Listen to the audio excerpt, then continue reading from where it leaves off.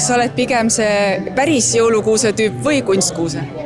Minule meeldib ikka päris jõulukuusk. Ei ole, minul kasvab, minu koduaias maja ees on üks väga suur kuusk, kuhu ma peale panin nii-öelda need elektrijõuluküünlad siis juba aastat, ma ei tea, 10 tagasi. Nad on siiamaani seal küljes, keegi need pole ära võtnud, aga kuusk on pikemaks kasvanud vahepeal, nii et nad lähevad järjest kõrgemale kogu aeg, need jõulutuled. Mulle meeldib selline variant. Meil on päris kuusk tulemas. Ma veel täpselt ei tea, kas kuusk või nulg, sest et minu arvates nulud on ka väga ilusad, aga igatahes meile meeldib ikkagi, kui on selline päris ehe puu ikkagi kodus. Mina olen ikka päris kuuse usku. Ma ei tea, kas ma koju ta toon sel aastal, eks sellega on lihtsalt see jama, et sa jaanipäevani koristad neid okkaid. Kuna minul on kuusk alates 1. novembrist ja ikka seal mingi jaanuari keskpaigini vastu pidama, siis kunstkuusk. Ma olen hästi suur päris kuuse fänn, sest et päris kuusel on jõululõhn. Meil tuleb kunstkuusk, juba aastaid on see üks ja sama kunstkuusk, mis me kunagi ossime ja selle me ikka üles paneme. Piparkokk või verivorst? Ja verivorst. Kindlasti verivorst. Üks ei värista teist, aga ütleme verivorstimus on kindlasti rohkem kui piparkook, aga piparkoogid näevad just ilusamad jällegi välja. Oi, mina arvan, et kõigepealt verivorsti, siis piparkook kohe peale.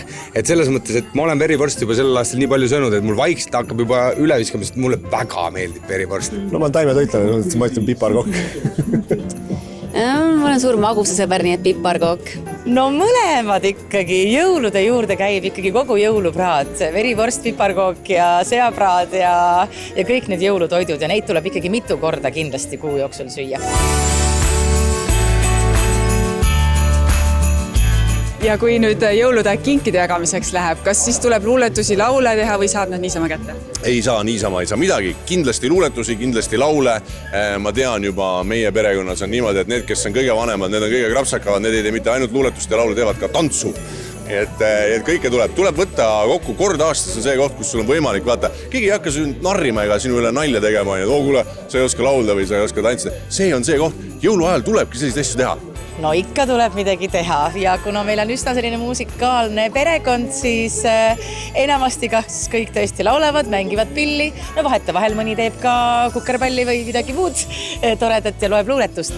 Mina üldiselt, arvestades minu professiooni, siis ma olen luuletustest pääsenud, ma pääsen pilli mängimisega, laulmisega. See on ka kuidagi selline nagu tore asi, et päris niisama, et aitäh, mingi luuletuse või laulukese või tantsukese võiks teha. Üks luuletus on mul peas, mida ma iga aasta loen. Ma loen seda sõbrapäeval, jõuludel muudan sõbra ära jõuludeks ja siis ma loen seda nagu igal tähtpäeval täpselt sama luuletust. Mis luuletus see siis on? See on see, et sõbrapäeval poleks paha, kui saaks kotitäie raha. Kui sul praegu pole anda, võid ka hiljem üle kanda, tähtsid see kindel on, milleks muidu sõbrad on. Jõuludel ütled, et jõulupäeval poleks paha, kui saaks kotitäie raha. Milleks muidu jõulud on?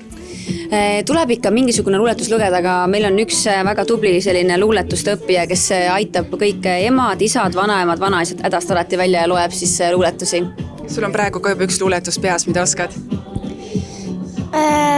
Mu vanaema õpetas täna mulle, aga siis kui ma vanaisaga autosse istusin, siis mul läks jälle meelest ära. No natuke on veel jõuludeni aega ka, vast tuleb jälle meelde. Kuu aega on aega aitada.